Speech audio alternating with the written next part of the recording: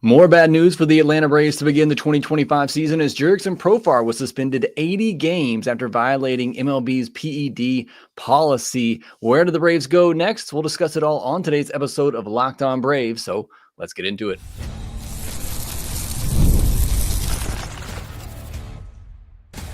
You are Locked On Braves, your daily Atlanta Braves podcast, part of the Locked On Podcast Network, your team every day. Hey, and welcome back to Locked On Braves, part of Locked On Sports Atlanta, where we cover your favorite Atlanta sports teams each and every day. I'm your host, Jake Mastroianni. You can follow me on social media at @shortstopball. Check out the podcast there at LockedOn_Braves and on Instagram at LockedOnBraves. Make sure if you're watching this on YouTube, hit that subscribe button, hit the thumbs up button, leave me a comment down below. Let me know how upset you are at Jurickson Profar right now. And if you're listening on the audio version, you can help out by leaving me a 5-star review on Apple, Spotify, or wherever you get your podcast. Today's episode, we're going to talk about the suspension of Jurickson Profar. Just shocking news to all of us, and what's already been a tough start to the 2025 season for the Atlanta Braves, and now they lose the lone key acquisition that they made in the offseason for 80 games and potentially the postseason as well. We'll break all of that down and where the Braves go from here. We saw some moves earlier this morning that kind of caught us all off guard, not really sure where the Braves were going with it, and now we know why. Because they knew that a suspension was coming up for Profar. Before we get into that, though, today's episode is brought to you by FanDuel. Right now, new customers can get $200 in bonus bets when your first $5 bet wins. Well, it has been a rough start to 2025, to say the least. And I thought, I posted this earlier on X, 2024 was a painful season. It was a painful season to grind through, painful season to watch as a Braves fan when many of your favorite players weren't there. It just wasn't a fun team to watch offensively. Pitching obviously was great last year. But I'll be honest, as somebody who does a daily podcast talking about the Braves, plus does a postcast on 120 or so games last year, the season was over last year. It was a bit of a relief. I would have loved for them to obviously go on and win the World Series, but it was just a painful season. And I didn't think that there could ever be a season more painful than what we experienced last year, which I know is crazy to say for a team that won 89 games, but as Braves fans know, it was a rough season. 5 days into 2025, and it is shaping up to be even worse than it was last year. Now, I am not one that generally overreacts, and I do think this Braves team will be fine, and I still think they're going to win a lot of baseball games. I know that's hard to see right now after an 0-4 start heading into LA to face the Dodgers and having your leadoff hitter and big offseason acquisition suspended for 80 games. I still think this Braves team will be okay, but man, I don't want to say it can't get any worse because they keep proving us wrong. It can. It absolutely can get worse. But let's talk about the big news of the day, and that is Jurickson Profar being suspended for 80 games for violating MLB's PED policy. Now, I am going to make one attempt at saying what this drug was, and then I'm never going to say it again. It was chronic gonadotropin, little HCG for short, which is a performance-enhancing drug. Look, shocking in many ways, but also now when you look at the season that Profar had last year, obviously many people are going to point and say, okay, now it does make sense. Now we know why a 31-year-old had a breakout season offensively and showed more power than he's shown in a long time. Look, it was just the third highest ISO of his career, isolated power. He had hit over 20 home runs in 2018 and 2019. It's not like he wasn't capable of that, but those were the only other years outside of 2024, which again, his age 31 season, where you see the power suddenly come back. And you heard him talk a lot about swing changes that he made, and perhaps that is true, but now everyone is questioning that, and everyone should question that with what we have found out today. And was it legitimate what he did last year? How legitimate were those, swing changes, or was it a little bit of both? Was it swing changes plus, a PED that really helped boost all of that? I'm going to get his, Profar statement here in a minute where he talks about it. But look, it's going to be, you're going to have a lot of people questioning who Profar is after this and what he's going to look like coming back. And I guess if you want to look at it from a positive standpoint from the Atlanta Braves, at least you find out now instead of, the middle of the season or late in the season where you're really going to have to scramble. Say if this happened after the trade deadline, you're in a really tough spot not having Profar for the end of the season. And you already know, and then at that point, you're not going to have him for the postseason. Now the Braves can at least prepare for that a little bit. And, part of that is they're going to get Ronald Acuña Jr. back, hopefully at some point. But again, if you want to look at positives out of this from a Braves perspective, you find out now he could be back at the end of June. I think he can be back in the last game of June is when that 80-game mark would be up. So you're going to miss him for half the season, and then you're at least going to get to use him throughout the regular season. You just wouldn't be able to use him in the postseason. But how do the Braves handle that, for a guy that they're not going to use in the postseason if the Braves make it, which is a question right now, starting 0-4 in the season. Again, I still think they'll be in a postseason spot this year. So again, the only positive I can take out of it is that it happens now and it gives you more time to prepare for it throughout the year. But either way, it's awful news because there's not anything that the Braves could do. And I don't understand why there isn't some sort of, and I'm sure MLBPA would never agree to it, but I don't know why MLB doesn't step in. I mean, there's already enough problems between the two sides to throw this in there. But how has there not been some sort of agreement that says if you get popped for a PED, we don't care what it is, we can void that contract? The Braves would have never made this deal if they knew that. No team would.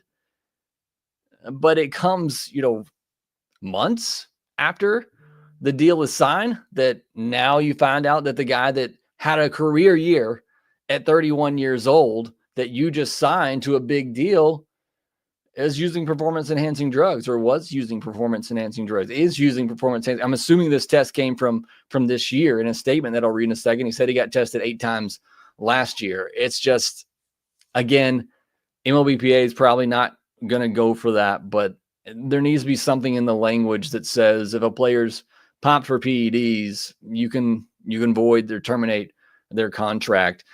It does, however, when a player is suspended, they don't get paid. So, hey, there's some more money saving for the front office that's apparently looking to save some money this season. So they do get to, save a little bit there.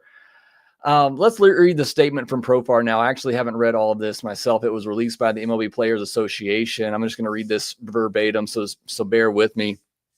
It says, Braves fans, today is the most difficult day of my baseball career. I'm devastated to announce that I've been suspended for 80 games by Major League Baseball and the Commissioner's Office for testing positive for a banned substance this offseason. This is especially painful for me because anyone who knows me and has seen me play knows I am deeply passionate about the game. There is nothing I love more than competing with my teammates and being a fan favorite. I want to apologize to the entire Braves organization, my teammates, and the fans. It is because of my deep love and respect for this game that I would never knowingly do anything to cheat it. I have been tested my entire career, including 8 times last season alone, and have never tested positive. I would never willingly take a banned substance, but I take full responsibility and accept MLB's decision. I am devastated that I won't be on the field with my teammates for the next 80 games. I look forward to competing again at the highest level this season upon my return. It's the typical statement that you get from a baseball player who got suspended for PEDs. I took a substance unknowingly. I'm sorry. It's the worst day of my career. And I'm not trying to make light of the situation. I don't know Profar. Everything that you hear about him says he's a great teammate and a great guy, but I'm sorry. It's 2025. You're a Major League Baseball player. You don't put any type of substance in your body. You got people that can scan this for you, check this for you before you do that. Run it by your athletic trainers. It's just, there's really no excuse for it today. And it's a real bummer and it's a real letdown for, I'm sure for Profar too. Look, I know he's upset, whether he intentionally did it or not. I'm sure he's still really upset by it, obviously, either way. But again, there's just no excuse for that happening. It can't happen. And now the Braves are going to be without their leadoff guy, at least until Ronald was due to come back, and their big offseason acquisition. And again, the Braves do make the postseason. Now he's not available for that. And that's according to A source from AJC told that to Justin Toscano, but it's also, I believe, part of the rules that the year you get popped for PEDs, you can't play in the postseason that year. It's just, there's again, no excuse for what happens. DOB reporting as well that all players who serve as suspension for PEDs in a given season are ineligible for postseason play that year. It's just highly, highly frustrating, disappointing. Again, coming after starting the season 0-4, and who knows how long the Braves have known about this. Maybe it was looming over them a little bit. I don't know, but the Braves are going to have to move on from here somehow and get around this for the next 80 games. But really, when Ronald comes back, obviously it will ease some concerns. But it makes sense with the moves that the Braves made on Monday that had us all kind of scratching our head at the moment, but again, makes sense now. We'll talk more about those moves and how the Braves adjust with Profar out for the next 80 days. We'll get into that here next. March Madness is here, and the FanDuel is giving you the chance to get in on the action like never before. Right now, new customers can get $200 in bonus bets when your first $5 bet wins. That's $200 extra bucks to use on everything from buzzer beaters to who's cutting down the nets. Duke is the heavy favorite to win the national championship right now, followed by Florida, and then my Auburn Tigers. Man, they got the tie with Houston for the worst odds to win it all. All four number one seeds made the Sweet 16. I haven't really kept up with the tournament other than watching some of Auburn's games here or there. But to be honest, I've honestly been watching a lot of baseball, even despite that. But all number one seeds making it to the Final Four. Been a pretty chalk postseason for college basketball. But either way, the FanDuel app is simple to use, and when you win, you get paid instantly, no waiting around. Also, please make sure you visit FanDuel.com/playsafe for tools and resources to make sure you stay in control of the way you play. So visit FanDuel.com and get in on the college hoops action all tournament long. Thank you as always for making Locked On Braves your first listen of each and every day. We'll have a lot coming your way this week. Hopefully should have the postcast ready for you this week as well. Me and Lindsay getting that going this upcoming season. So make sure you subscribe to Locked On Braves or wherever on YouTube or wherever you get your podcast. Got almost 400 people in here listening to the disappointing news about Jurickson Profar. So we talked about it. Now let's discuss how the Braves adjust. Where do they go from here? We had the news early Monday morning, the Braves trading for Stuart Fairchild from the Reds for cash considerations. At that time, we're thinking, okay, you just got Alex Verdugo. You already have Brian De La Cruz. You have Jared Kelenic. Now you're throwing Fairchild in the mix. What is going on? And now it makes a lot more sense. As for Fairchild, he just turned 29, a right-handed hitter, /215, 286, 368. Last year in 94 games, the last 2 years combined, he played in 191 games, /222, 304, 379, 13 home runs to 23 stolen bases. His career splits, it's an obvious platoon player. He's 203, 274, 371 versus righties, and 248, 346, 409 against lefties. So again, a pretty clear platoon bat that the Braves are getting here. He can also play center field with good speed, which, adds a little bit more of an attraction for getting somebody like Fairchild. +4 OAA last year. That's outs above average. Again, take all defensive metrics with a grain of salt, but he was 92nd percentile in sprint speed, but does have a very weak arm. But never hurts to have some more guys on the roster who can play center field. He's set to join the roster on Tuesday, so won't be there Monday night in LA. He's out of options, so will need to remain on the big league roster or they'll have to DFA him. So how do the Braves adjust to this with Profar being out? Kelenic's going to get a chance to play just about every day right now. Or actually, Brian De La Cruz could be the one that benefits the most from this. I do think Kelenic will get, obviously a longer run here, even when Acuña does come back now. It was looking like when Acuña comes back that Kelenic might get pushed. Or Verdugo, once he's ready, could come up, obviously, and be, that third outfielder. We haven't seen him get some action yet at Gwinnett, so it might be a little bit before we see Verdugo. But for right now, Kelenic's going to get his opportunity. Brian De La Cruz could get a big opportunity here. You look at Brian De La Cruz and Fairchild, both right-handed hitters, but Fairchild's the one that has, the clear platoon splits against lefties, the good numbers against lefties that I just read off to you a minute ago. But Brian De La Cruz, his OPS is almost identical. It's one OPS point off from being identical righties to lefties. So I think he's going to get the opportunity against righties, as Fairchild's been pretty poor against righties. So Brian De La Cruz is actually the one that maybe benefits from this the most. And when I initially heard the Fairchild news on Monday morning, I thought we were going to see Brian De La Cruz get demoted to AAA because he does have minor league options left. I thought maybe they wanted to send him down to get some everyday reps, but now it's looking like Brian De La Cruz could start every day, at least until Ronald returns, or like I said, Verdugo is ready to go. So Brian De La Cruz, at least in the short term, should get a chance to play just about every day, and then they'll likely play the matchups with Fairchild, with the lefty on the mound. You'll probably see Fairchild and Brian De La Cruz in the outfield with Kelenic on the bench. So the outfield situation for the Atlanta Braves just continues to evolve and change. And man, I cannot wait for Ronald Acuña Jr. to get back. It can't happen soon enough. Just put him back out there. I don't care. I do care. I want him to be ready, and I want him to be Ronald Acuña Jr. when he comes back, but it can't happen soon enough. And look, at this point, we're hoping that Alex Verdugo is back soon. And while we're talking about Verdugo, saw some people today mentioning the fact that the Braves already knew about the Profar stuff. That's why they went out and got Verdugo. I don't think that's necessarily the case. Again, I don't know exactly when the Braves found out about this, but I think the Fairchild move is more a reaction to the Profar news, just going out and getting another outfielder to potentially platoon.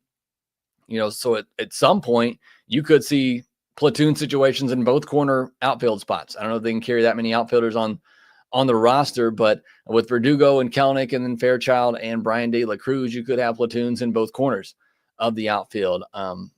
So again, we'll see how everything kind of plays out. There's a lot of options.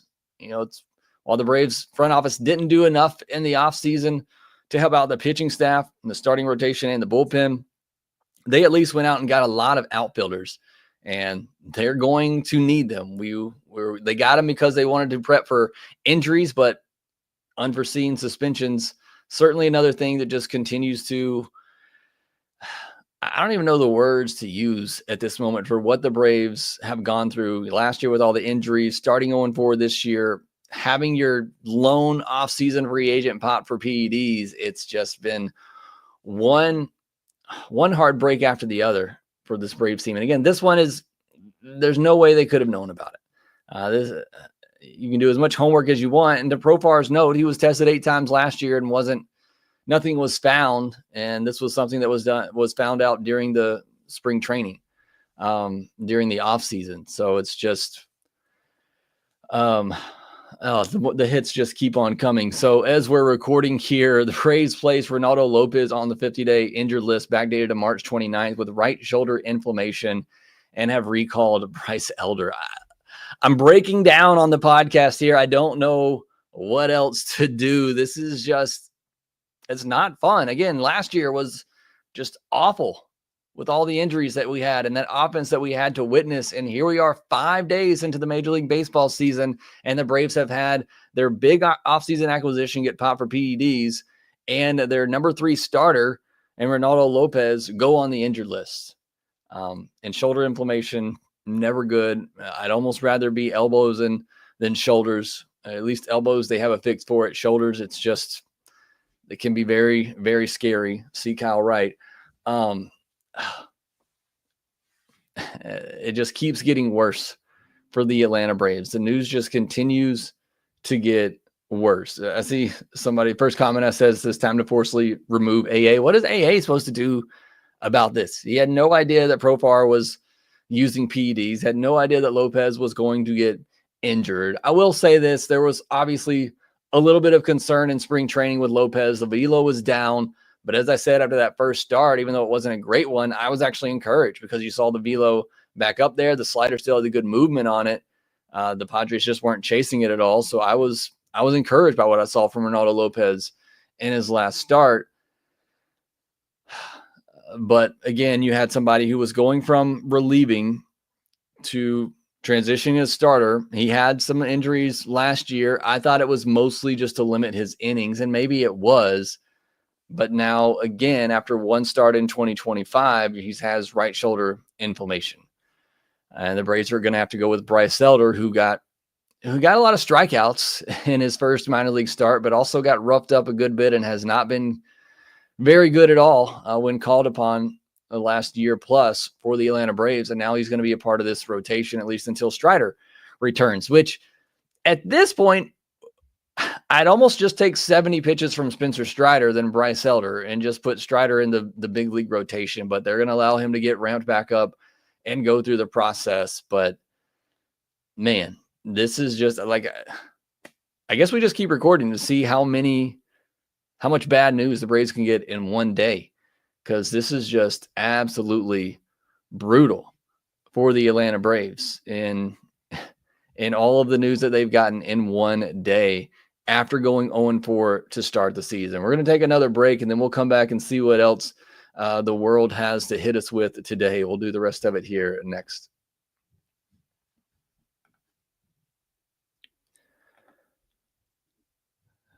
And more bad news is I can't find my ad read. Here we go. Get supplies. Get the supplies you need from the site made for the skilled trade, SupplyHouse. Whether you're in plumbing, HVAC, or electrical work, SupplyHouse is the reliable way to order products online. Their easy-to-use website is packed with helpful resources and the latest product info to help you get the job done right. Plus, with a complete inventory of over 200,000 parts from 400 plus top brands, you'll find exactly what you need, delivered fast from coast to coast. Need help with an order? SupplyHouse offers expert support and industry-leading service, so you'll always talk to a real person. And for trade pros looking for an extra edge, their free Trade Master program offers exclusive perks like a dedicated phone line, free shipping, and discounts on every order. Thousands of skilled professionals are already taking advantage. Now it's your turn. Join the Trade Master program today at supplyhouse.com/TM and start ordering plumbing, HVAC, and electrical supplies with just a few clicks. Plus, use our promo code SH5 for 5% off your first order. That's SH5 for 5% off your first order at supplyhouse.com. So checking real quick, I don't think anything happened during the break as the bad news continues to pile in for the Atlanta Braves. The Ronaldo Lopez stuff, this is where the frustration goes back to the offseason and just not doing enough. Yes, I know you're counting on Spencer Strider coming back in a couple of weeks. You're hoping that AJ Smith-Shawver kind of puts it together on the fly at the big league level at 22 years old. But you knew you were one injury away from having Bryce Elder in your rotation. And you're there the first weekend of the season. That Bryce Elder has now been inserted in your rotation. And I don't want to take too many shots at Bryce Elder, who I think can be an okay 5th, 6th starter. But it's a team, again, as I mentioned, that's already 0-4. And now you're starting Bryce Elder in the series finale in LA against the Dodgers. It's a loss. I mean, it's a loss. I mean, you know at this point you're facing Blake Snell on Wednesday in LA against the Dodgers with Bryce Elder on the mound. That's just a loss. I mean, I'm sorry to say that, but the only other game that I can remember where I felt as confident that a team was going to lose was when the Braves faced the White Sox last year with Chris Sale on the mound. And what happened? The White Sox won that game. So maybe we'll get some sort of fortune like that on Wednesday. But it's rough going for the Atlanta Braves right now, and this just continues to pile on. PJ's Braves 0-7 is likely. Bill Whittingham, Elder 7 shutty. I would love to see that happen. Anthony Saunders says, is Lance Lynn still available? He is. There were some rumors before the season started. There were some teams looking at him possibly for the bullpen, but he is still available. But at this point, it's going to take him a little bit to get ramped up. But I think the Braves have to do something. They should have already done something. This is the offseason coming back to bite them right here, because 1 week into the season, you're essentially down 2 starters. You're down Strider and you're down Ronaldo Lopez. You're hoping to get Strider back soon. Who knows what's going to happen with Lopez? Like I said, right shoulder inflammation. Hopefully it goes away, but it could lead to something very, very bad. Again, see Kyle Wright. It's just one thing after another. Ecuadorman says Anderson is laughing right now. Yeah, I mean, you would have loved to hang on to Ian Anderson for that. Riley Street Jake, does the money we'll save on Profar this year allow us to sign a decent reliever and still stay under the luxury tax?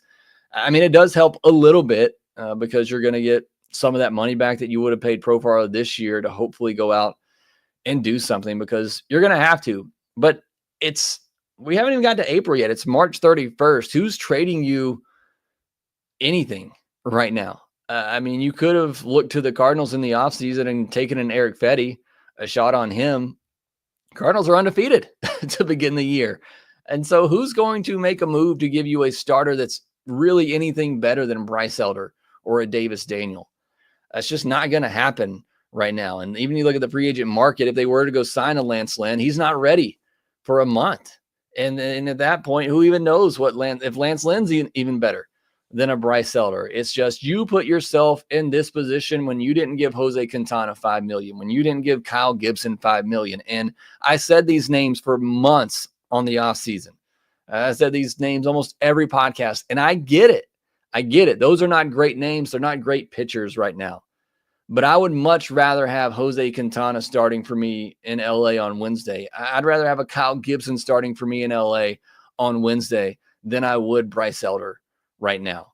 And again, part of this is unknown. You couldn't have seen Lopez getting hurt, but you should have had a good idea, especially at the point that both Quintana and Gibson signed. You already had an idea of who Ian Anderson was, and that you probably weren't going to trust. If you didn't trust him at the end of last year, you weren't going to trust him this year. So you had a good idea of what to expect from Ian Anderson and knew he wasn't going to be a part of this rotation, which means you were going to be putting a lot on AJ Smith-Shawver. And if something happened before Strider came back, you were going to have to really count on Bryce Elder. So you had some idea of the situation that you were putting yourself in, and by not going out and making just a minor move, you have now created a scenario in the first 2 to 3 weeks of the season, again, until Strider comes back, and that's assuming nothing else happens before then, where you have a 22-year-old in the rotation who has great stuff in AJ Smith-Shawver, but also still has a lot that he has to work on, as we saw Sunday night. You now have a guy in your rotation in Bryce Elder that has gotten lit up for the past year and a half and just hasn't been able to really get it together at the big league level again. And those are now two your guys in your rotation. It is rough right now. And you're hoping that a Grant Holmes can make the trade. We're all just kind of assuming that Grant Holmes is going to be that guy, but you now put a lot of hope in Grant Holmes being that guy. He's now your number 3 starter behind a Chris Sale and a Spencer Schwellenbach. This rotation, again, one injury was all it was going to take in those first couple of weeks before Strider returned, before this rotation just completely falls apart. We're 5 days into the season, and this rotation is falling apart.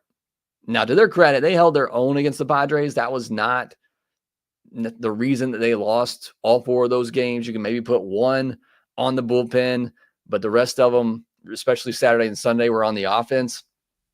But you have the Profar thing you couldn't see coming. This rotation situation you could see coming.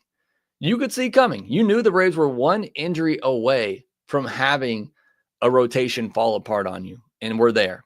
We're there now. We're there now with a Grant Holmes in your rotation, who, again, I'm hoping he can be really good, but it's an unknown. And it's a guy who you're going to have to limit innings with him this year because he's going from a bullpen to a starter. You're putting a lot of hope in a 22-year-old to figure it out on the fly at the big league level, which is really not fair to him. And now you're going with Bryce Elder in your rotation. And you're really hoping that Spencer Strider comes back into Spencer Strider. And look, I think he will be. Maybe he's not quite the guy he was before this year, but I think he's going to be a very good pitcher. And I was going to talk about Strider today. We'll have to get to it in tomorrow's podcast now. But in his latest outing, fastball velo wasn't where it was before. It wasn't where it was in 2023 and not even in 2024. He's averaging 95 miles per hour and topping out at 97. So there's maybe a little bit reason for concern there with Spencer Strider even. It's just things are not looking good for the Atlanta Braves. And the only thing to cure that, go out and win a series against the Dodgers. But this rotation, it's in rough shape at the moment. And what does that do with your rotation? What happens when Bryce Elder possibly gets shelled on Wednesday and is out after 2 1/3, 3 innings.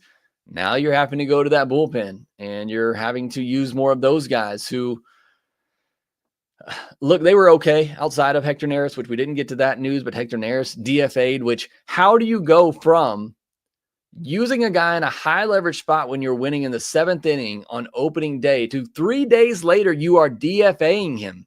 It's just a complete mess right now for the Atlanta Braves. It is a complete mess. The Profar stuff couldn't do anything about that. Couldn't have seen that coming. But the pitching side of things, that's completely at the fault of the front office and not doing enough in the offseason, that now you are having to use Hector Neris in the 7th inning. And look, the options were Hector Neris, Enyel De Los Santos, or Daysbel Hernandez. They weren't exactly great options for Brian Snitker, but he probably went with the worst of the three in Hector Neris. And you go from using him in a high leverage spot to now he is DFA'd. I mean, what are we doing over here as the Atlanta Braves? It's just, again, I hate to be so negative, but that's just where we are right now with the Atlanta Braves. Again, the Profar stuff that we started off talking about and the big news of the day, couldn't foresee that coming. I don't put that on the front office at all.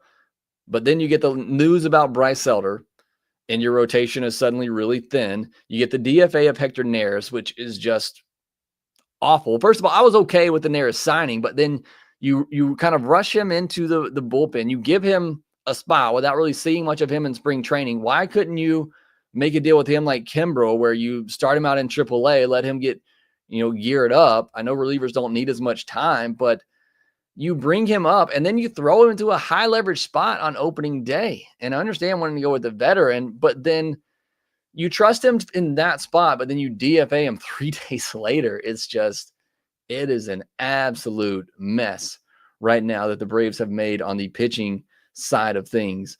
Yeah, Katie, Elder did pitch in spring training. It wasn't great there either. He wasn't great in his first AAA start, although he did strike out 7. All the hits he gave up were to the top prospects for that Charlotte Knights team. But again, those are prospects, and he's giving up a lot of hits to them. What do you think he's going to do against the Dodgers on Wednesday?